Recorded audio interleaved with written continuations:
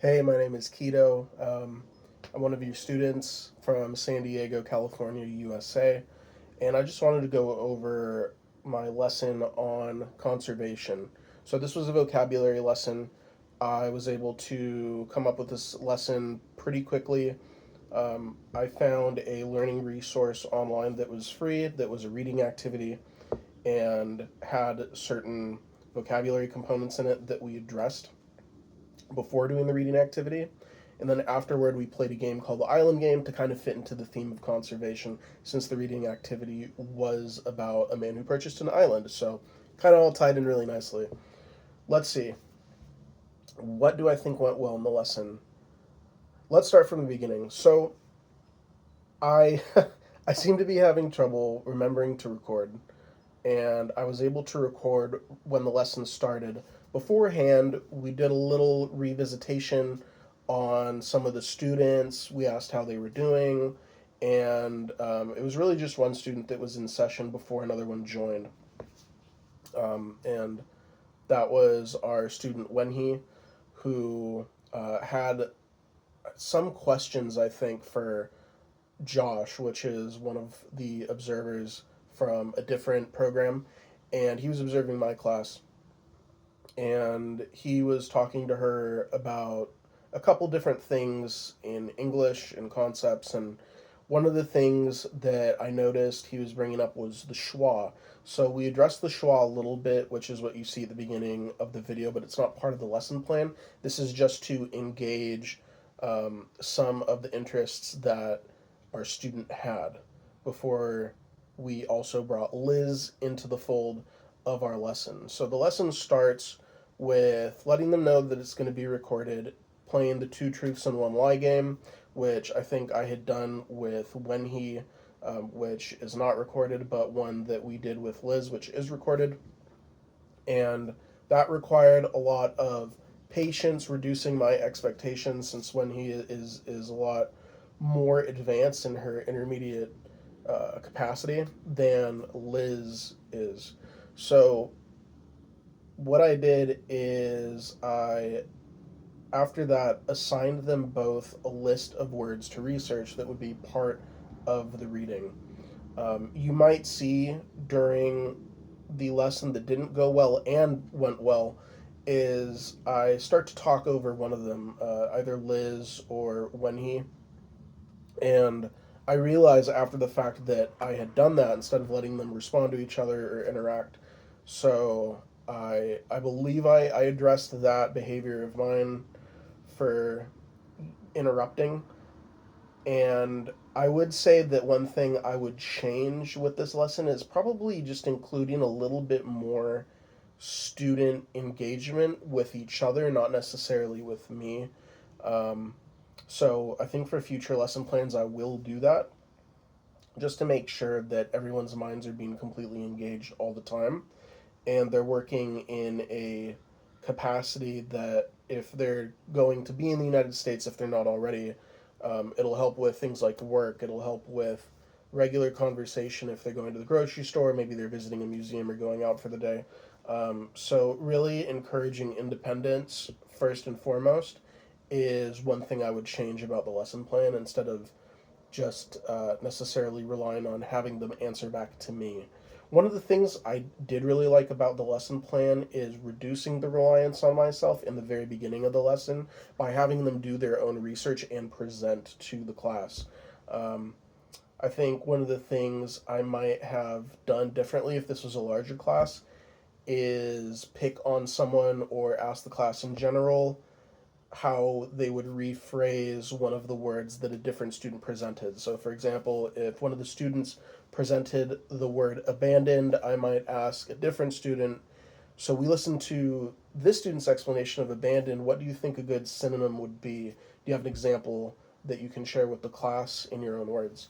So, I might do something like that, but overall, I'm really happy with how things went in this lesson.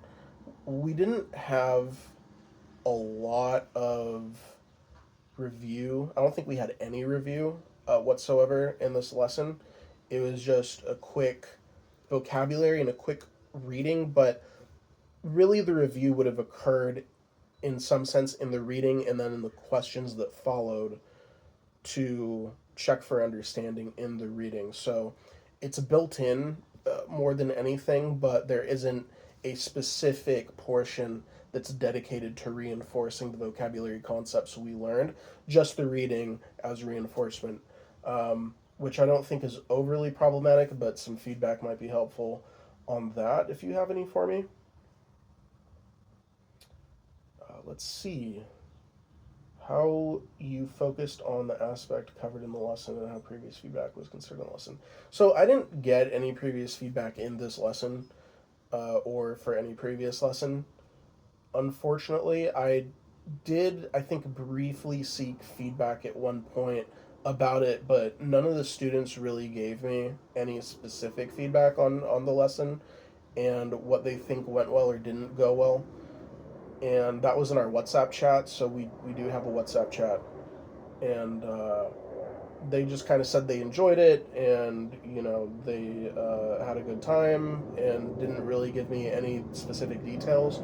So it's hard to say what previous feedback there might be because another thing about this program is that the teachers are not necessarily there, and this is a Zoom meeting, and they are completely comfortable relying on the volunteers independently teaching these classes. One of the things I could do, though, I think, is probably employ the help of the observer in this video at the end to have him maybe give me some feedback, and that could function as feedback I can take into the next lesson and then address in a future video for my assignments here.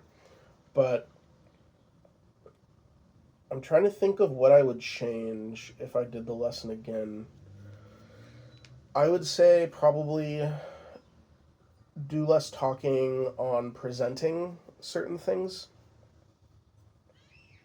So even though I solicit a definition and example from students on the vocabulary I have them research, is just having me be quiet and not say anything at all to reinforce their understanding, I suppose. But that would be with a larger class.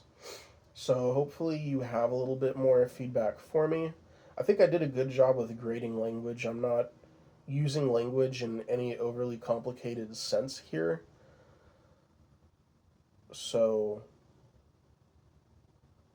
you'll have to help me out. I do think I'll have a lot more feedback though in some future videos, but let me just go ahead and quickly look through this video I have pulled up on my screen. I'm looking at a different screen right now.